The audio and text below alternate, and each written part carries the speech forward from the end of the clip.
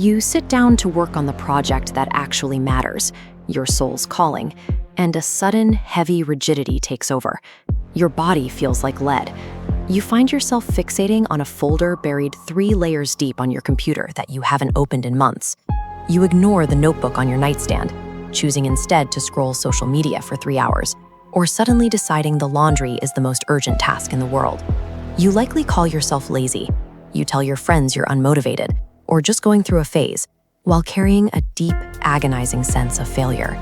This reaction is actually a high-stakes biological threat response. Your nervous system is treating your creative work as a situation of extreme danger. The terror stems from the risk of being perceived. To your brain, showing the world what you are capable of means losing the safety of being invisible, forcing you to live up to a version of yourself that feels impossible to maintain. Potential is a seductive, infinite, safe space where you are perfect because you haven't been tested. The second you put an idea into the physical world, you enter a finite reality.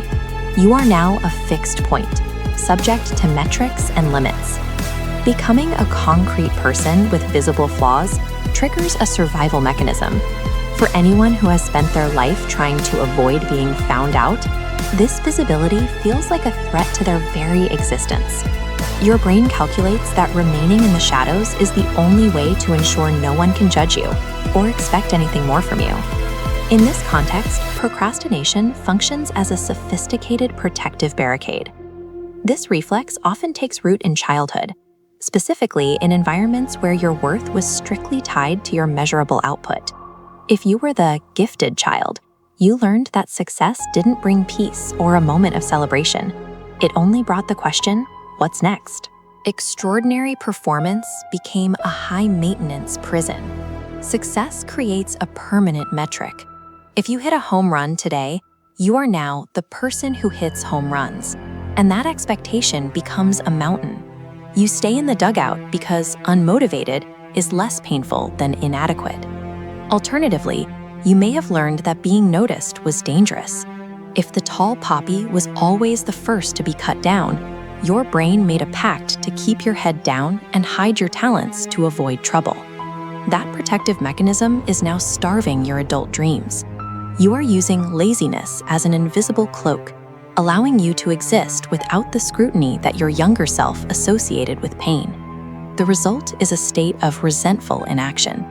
You spend your days watching people with less talent and a fraction of your vision achieve the things you dream of. You might tell yourself they're lucky, or even sellouts, but deep down, the anger is directed at your own cowardice. You hate that they had the courage to be perceived as average or flawed, while you remained hidden. By refusing to commit to any project, you fail to build a track record of your own capabilities. You never get to see what you are actually made of, which leaves you doubting your own reality. The longer you wait to step out, the more terrifying the prospect becomes. You imagine that your eventual debut must be perfect right out of the gate to justify the years of silence. When you never act, you never collect the evidence required to form a solid identity. You become a spectator in your own life, a phantom existing only in relation to others' achievements, while your own sense of self slowly disappears.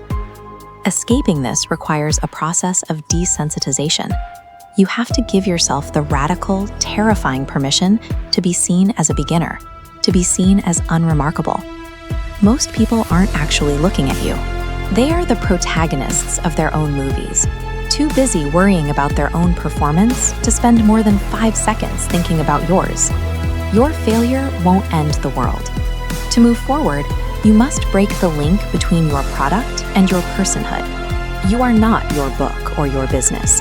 You can be a valuable human being while producing a mediocre video. Lower the stakes to regain your mobility. Once your worth is no longer on trial, the creative process transforms.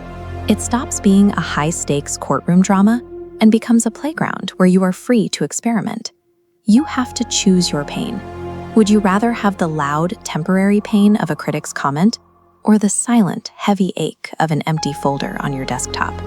Open that folder today, not because you're going to be the next big thing, but because you deserve to take up space and be more than a maybe.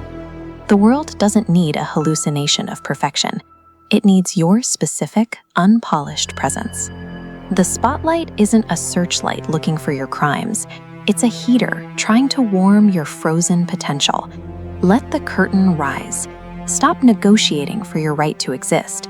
Accept the beautiful, terrifying risk of being seen. Tell us, what is the one thing you've been hiding?